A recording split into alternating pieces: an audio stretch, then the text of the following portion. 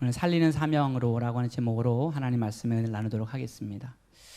영화 레터 49라는 영화가 상영된 적이 있습니다. 미국의 볼티모어 소방서의 레더 49팀에 속한 잭 모리슨이라고 하는 사람이 이제 영화에 나오는데, 이 사람이 그 소방관 신입 대원 시절에 쇼핑을 갔다가 린다라는 여인을 만나서 이제 한눈에 반하게 돼요. 소방관으로서 이제 그 만난 이제 서로 관계니까 그 린다라는 거 하는 그 여인이 묻는 거죠. 뭐라고 묻냐면, 야, 너희들은 참 대단하구나. 다른 사람들은 불이 나면 다 도망가는데 너희는 불이 나도 도망가지 않고 불 속으로 들어가더라. 이렇게 이제 멋있다고 이야기를 하는 거예요.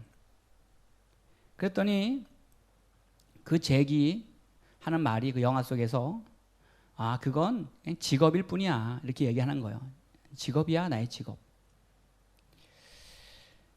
그 직업이라고 하는 말, 내 직업이야, 내 직업이니까 하는 거야, 이렇게 하는 말 속에 그 말이 의미하는 게 뭘까? 그냥 직업이니까 내가 하는 일이야 라고 하는 말 속에는 내 직업은 그렇게 불이 나면, 사람이 죽어가면 그 속에서 뛰어들어가서 내가 살려내는 거, 그게 내 일이야. 그렇기 때문에 내 관심은 그 속에 죽어가는 생명이 있나, 내가 살려내야 될 생명이 있나, 그것이 내 관심사야. 다른 사람들이 특별하다고 생각하는 그 일이 나에게는 일상이야, 나의 직업이야, 이렇게 얘기했다라고 하는 거죠. 결국 그 잭이라고 하는 사람은 화재 현장에서 사람을 구해내고 자기는 빠져나오지 못하고 목숨을 잃어버리고 맙니다. 자기는 그냥 일상으로 생명을 위해서 자기의 목숨을 내어 놓은 거예요. 오늘 우리 교회와 우리의 가정이, 우리의 사회가 건강해지려면 우리가 사람을 살리는 일이 우리의 삶의 중심이 돼야 돼요.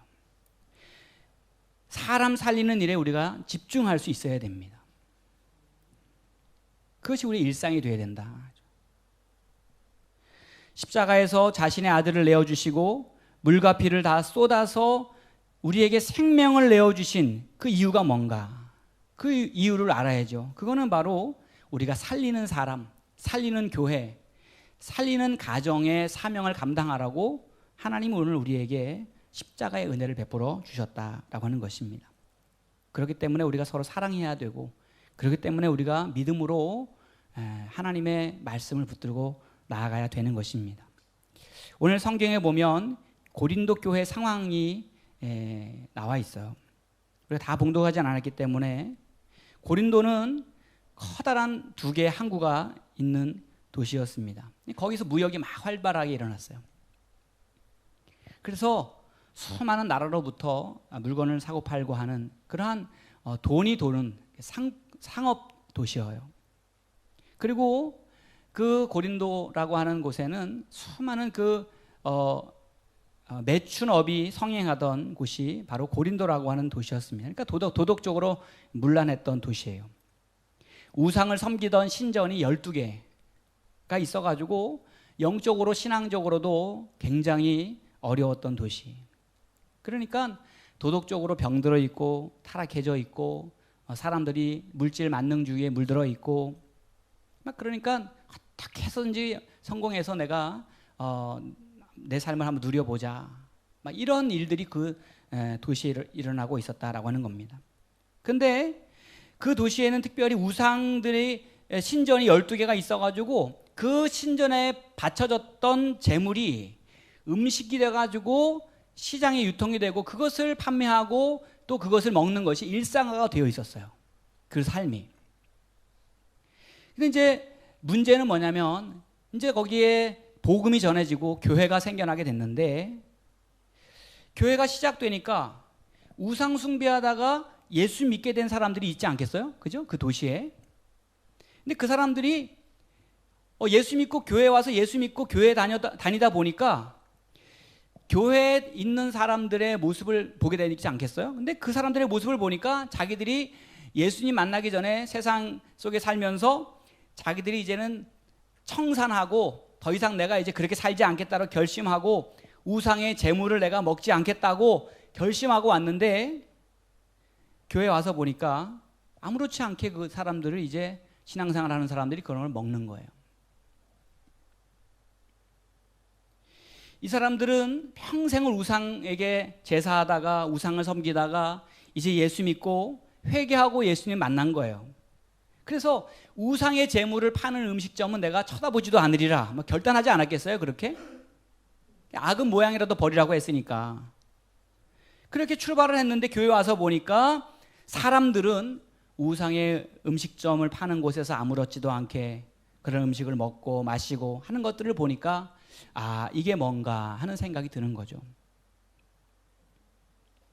쉽게 말하면 내가 예수 믿고도 술 끊고, 내가 예수 믿고 담배도 끊고, 내가 예수 믿고 여자 문제도 끊고, 내가 예수 믿고 도박도 끊고, 내가 예수 믿고 이제 용서하고 내가 복수하고 싶은 그런 미움도 다 끊어버리고 내가 결단하고 교회 나왔는데, 교회 와서 보니까 세상 사람들이 먹고 마시고 하는 것들을 다 똑같이 하고 있는 모습들을 보면서 아, 사람들이 야, 내가 정말 내가 예수를 믿어야 되나, 내가 교회를 다녀야 되나, 그러면서 이제 그 영혼의 충격을 받는 거예요. 영혼의 충격. 그런 일이 고린도 교회 안에 일어나고 있는 겁니다. 그러니까 많은 사람들이 다 교회는 거룩한 곳, 깨끗한 곳, 완전한 사람들이 가는 곳, 예수님 닮은 사람들만 있는 곳이라고 생각하잖아요. 근데 교회 가보니까 그런 일들이 일어나는 거예요. 근데 오늘 결론적으로 사도 바울은 이렇게 말씀합니다. 13절 말씀 한번 같이 봅니다. 13절 시작. 그러므로 만일 음식이 내 형제를 실족하게 한다면 나는 영원히 고기를 먹지 아니하여 내 형제를 실족하지 않게 하리라. 아멘. 여러분, 하나님 보시기에 우상들, 수많은 신전들 있잖아요. 사람들이 뭐 우상을 섬기건 말건 사실 그게 무슨 하나님이 상관이 있으시겠어요? 사람의 손으로 만든 것이 무슨 능력이 있겠습니까? 그리고 그 제단에 올라갔던 음식 내려왔다고 그거 먹는 것이 무슨 사람에게 얼마나 그런 영적으로 영향을 미치겠어요? 사실은 고린도 교회 성도들은 신앙 안에서 복음 안에서 자유하기 때문에 제사에 내려놓던 음식이라고 할지라도 우리가 그리스도 안에서 말씀과 기도로 거룩해진다. 그냥 자유함으로 먹는 거예요. 전혀 그들이 자기 믿음에 문제가 되지 않았어요. 우상의 제물에 바쳐진 음식을 먹는 그 자체가 전혀 문제가 되지 않았어요. 그것이 예수 믿는 성도의 신앙의 자유였어요. 그럼 우리가 뭐 술과 담배가 건강에 나쁘니까 먹지 말아야죠. 근데 술 마시고 담배를 한다 그래서 구원받지 못하는 건 아니잖아요. 그죠? 술하고 담배 한다고 천국 못 가는 건 아니에요. 제가 얼마 전에 다른 교회 다니시는 성도님이 저한테 치킨을 사주신다고 그래가지고 저희 동네에 치킨집 있는 거 아시죠? 몇 분 안 계시는 것 같아요. 저희 동네 치킨집이 있는데. 그래서 가서 저녁에 치킨을 시키고 아주 자연스럽게 이제 맥주를 시키시더라고요. 맥주를 시키시길래 그래서 저는 뭐 맥주도 안 마시니까 이제 치킨이 나오고 그다음에 이제 맥주가 딱 나왔어요.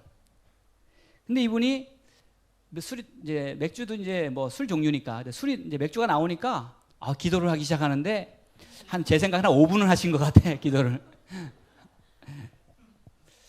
그래서 제가 기도가 언제 끝나나, 빨리 기도가 끝나지 먹을 텐데. 그래서 제가 들은 생각이 이분은 제가 그분을 비난하려고 하는 말씀이 아니에요. 이분은 술을 드시면서도 정말 감사하는 마음으로 드시는구나. 그게 제가 마음에 와닿았어요. 정말 감사하는 마음으로. 여러분 그렇잖아요. 목사랑 같이 이제 치킨집 가가지고 술을 시켜놓고 기도를 하는데 뭐 한참 동안 기도를 하니까 제가 은혜를 받았어요, 거기에.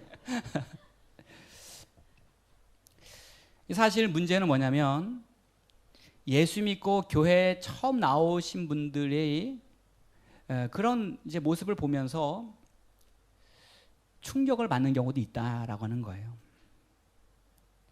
의상의 제물로 드렸던 음식을 먹는 것 자체는 죄가 아니에요. 그것이 구원과 관계되진 않아요. 그런데 그 음식을 먹는 모습을 본 처음 신앙을 가진 초신자들이 걸려 넘어지고 시험에 빠져들고 믿음이 흔들리는 일들이 일어나더라고 하는 거예요. 고린도 교회 안에.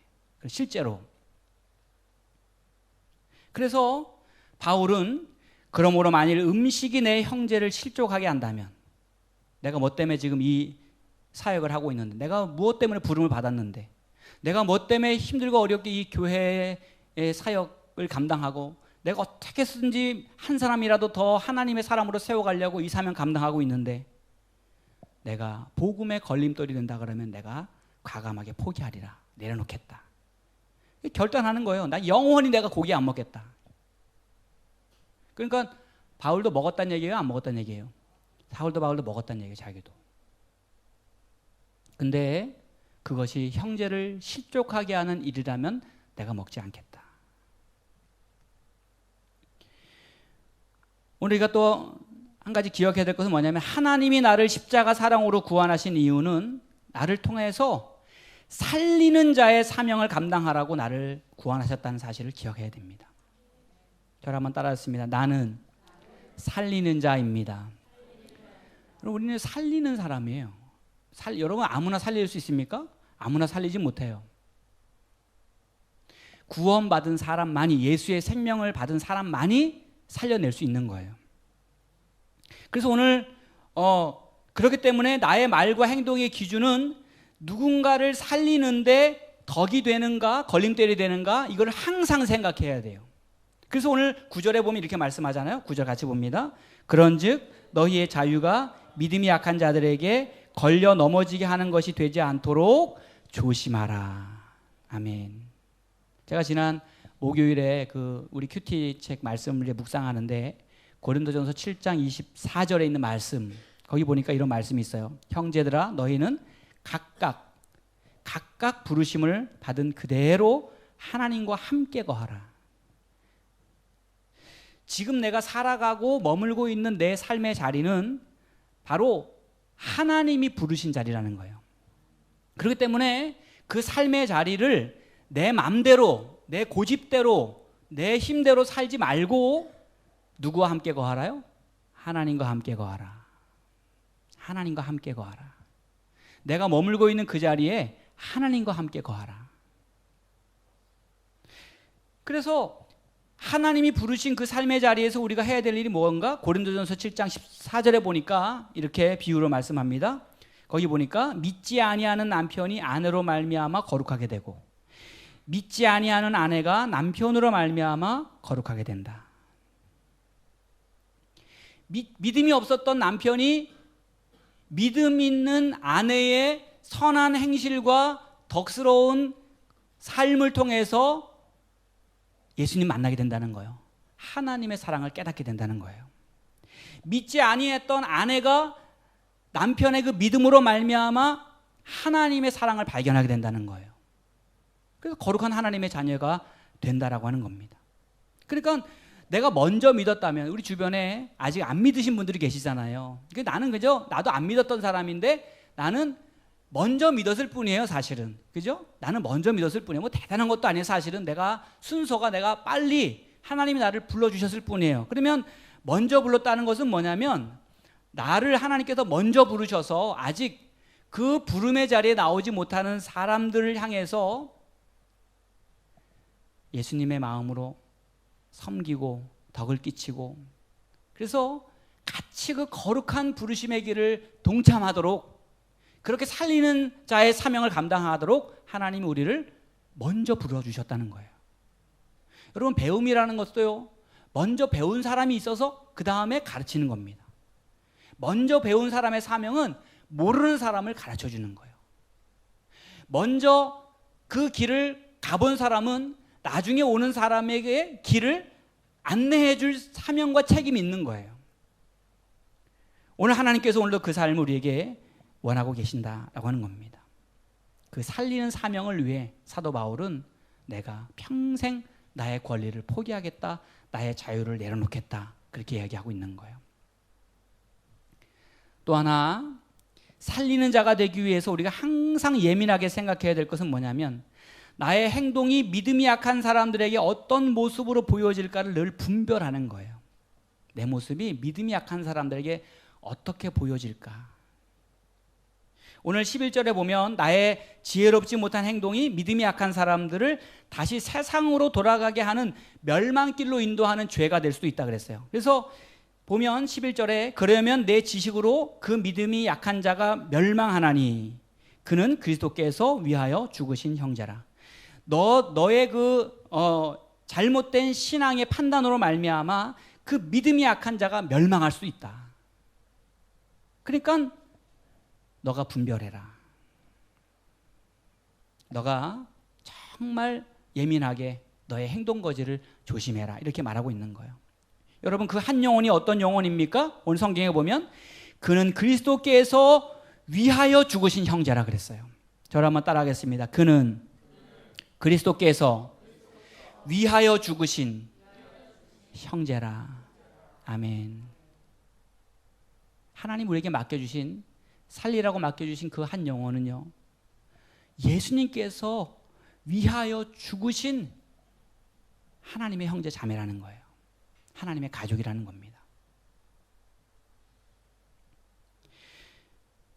하나님의 아들 예수님께서 핏값을 주고 사셔서 이제는 멸망길에서 생명길로 인도하시려고 옮겨주신, 그리고 이제 옮겨주실 그 영혼들이 나의 말 한마디, 나의 분별 없는 행동 하나에 실족하여 넘어진다라고 하면 얼마나 안타까운 일이에요.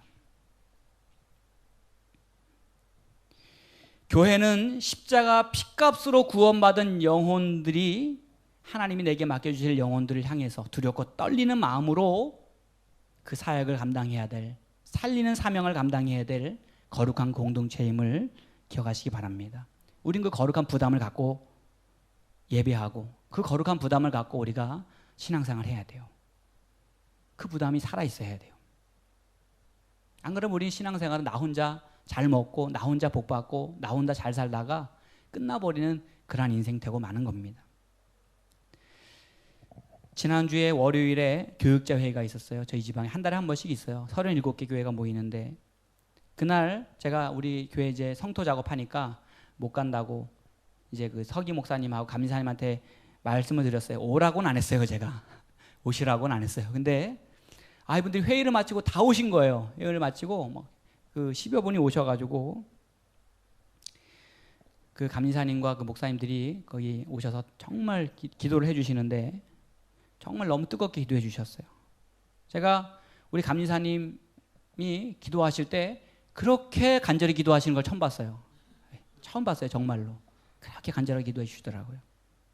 다음 날에는 또 우리 그 협성 신학대학교 동문 그 목사님들이 오셔가지고 또 기도해 주시는데 얼마나 그냥 간절히 그냥 기도해 주시는지 한 사람 한 사람 다 돌아가면서 기도해 주시고 그래서 제가 은혜를 듬뿍 받았어요. 어제 토요일 날 아침에 이천에서 목회하시다가 은퇴하신 목사님이 하남에 사시는데 이제 저를 이렇게 또 생각해 주시는 분이셔요. 그래서 또 예배당 부지, 우리 교회가 예배당 부지 이렇게 했다고 하니까 오셔야 되겠다고 그래가지고 또 아침에 오셔가지고 그 대지를 보시고서는 기도를 해주시는데 제가요 그 기도해 주시는데 은혜를 받았어요. 제가 얼마나 그냥 감동적으로 뜨겁게 기도를 해주시는지 그분이 그렇게 뜨겁게 기도해 주시는 걸 처음 제가 받았어요. 그러면서 오신 분들이 다 물어요. 야, 이렇게 많은 흙으로 어떻게 이렇게 조그만 교회가 어떻게 이 일을 하냐. 그래서 제가 뭐라 그랬겠어요? 우리 김한성 성도님 오셨는데 아셔요. 그죠? 제가 뭐라 그랬는지. 다 하나님 은혜를 하셨어요. 다 하나님 은혜. 다 하나님 하셨다고. 우리 박경희 권사님 통해서 땅을 또 하나님이 우리가 연결되게 하시고 또 우리 임 권사님 통해서 또 그것을 메우게 하시고 성도들의 기도와 헌신으로 또 이 과정에 모든 것들을 감당하게 하시고 근데 교회 월세 얻어가지고 인테리어하고 이 모든 과정을 돌아보면은 3년이라는 시간 동안 하나님이 얼마나 많은 은혜를 주셨는지 몰라요. 제가 동역자 목사님들한테 이런 얘기를 막 하면요 정말 제가 자랑하는 것 같아요. 얘기를 못 하겠어요. 정말로. 근데 제가 한 게 없는데 하나님이 주신 은혜를 생각하면 자랑하는 것 같아가지고 말을 못하겠어요. 그래서 받은 은혜가 너무 많고, 제가 지난주에는 우리 교회 음향 공사하셨던 김성경 팀장님이라고 계신데, 이분이 갑자기 연락을 하셔가지고 조명 전문가를 데리고 오셨어요. 저희 교회를. 조명 전문가.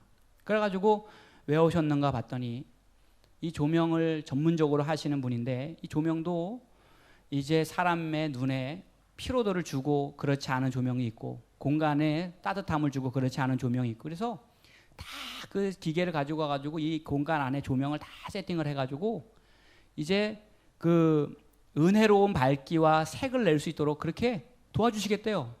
오셔가지고. 그래가지고 뭐 저는 잘 모르니까, 그래서 예배당 또 이거 끄고 켜고 하는 것도 불편하니까 버튼 하나로 다 끄고 킬 수 있도록 교회 조명 그렇게 도와주시겠다고.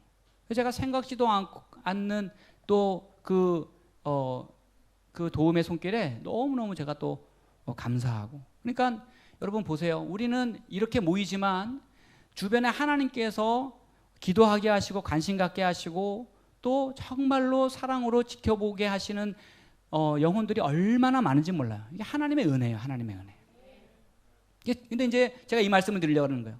그래서 제가 지난 한 주간 동안에 정말 그 한 주간이 되게 길었어요. 선율이가 이제 다치고 나면서부터 또 이제 여러 가지 생각들이 많이 나고, 또 예배당 한 주간 동안 마무리하면서도 또 막 이렇게 한 주간 동안이 길게 느껴졌는데, 제가 마음속에 한켠으로 정말 감사한 건 뭐냐면, 하나님이 우리에게 이렇게 주신 은혜를 주시는 것은 하나님이 우리에게 정말 맡겨주시고 하나님께서 살려낼 영혼들이 있기 때문에 하나님께서 우리에게 이런 은혜를 주시는 게 아닌가. 그렇잖아요. 하나님께서 우리를 통해 살릴 영혼, 하나님께서 찾으시는 생명들을 살려내시려고 하나님이 이렇게 우리에게 주시는 은혜가 너무너무 감사한 거예요. 그래서 정말 제가 목사가 정말 권위를 하지 말고, 권위 의식 갖지 말고 하나님 앞에서 더 섬기고 더 하나님 앞에 종된 사명을 감당해야 되겠다. 오늘 우리 교회가 하나님께서 어떤 영혼들을 보내주시든지 더 잘 섬기고 더 기도해주고 더 예수님의 피값으로 사신 그 영혼을 위해서 우리가 충성된 하나님의 일을 감당해야 되겠다. 그거를 거룩한 부담이 온 거예요. 거룩한 부담. 그렇잖아요, 여러분. 받은 게 있으면은 그거를 감당을 해야 되지 않겠어요? 그 받은 은혜를 감당해야 되지 않겠어요? 그러니까 그런 마음에 하나님이 감동으로 채워주시는 한 주간이었어요. 오늘 사도 바울은 내 거 먹고 마시는 일이 누군가의 믿음을 넘어뜨리고 시험한다면 나는 그 일을 영원히 중단하겠다. 그것을 영원히 내가 내려놓겠다. 여러분, 여러분의 가정에 하나님이 섬길 영혼들을 만나게 해주셨어요. 그 관계 속에서 하나님께서는 오늘 내가 더 살리는 자의 사명을 감당하기 원하셔요. 더 영적으로 세우고 더 영적으로 강하게 하고 온전하게 할 사명을 우리 한 사람 한 사람을 통해서 하나님이 감당하기 원하셔요. 살리는 자의 일을 감당하기 원하신다라고 하는 겁니다. 오늘 내가 내려놓고 내가 포기해야 될 것이 무엇인가? 내가 영적으로 예민하게 분별해야 될 것이 무엇인가? 하나님이 내가 살리는 자의 사명을 감당하기 위해서 나에게 원하시는 삶이 무엇인가? 우리 교회에게 원하시는 것이 무엇인가? 그것을 기억하면서 살리는 일에 집중하고 십자가 받은 사랑에 충만하고 말과 행동에 하나님이 주시는 영적 분별력으로 넘쳐나시는, 그래서 하나님께 영광 돌리고 구원의 열매가 넘쳐나시는 복 있는 삶이 되시기를 예수님의 이름으로 간절히 축원을 드립니다. 우리 같이 함께 찬양 드리고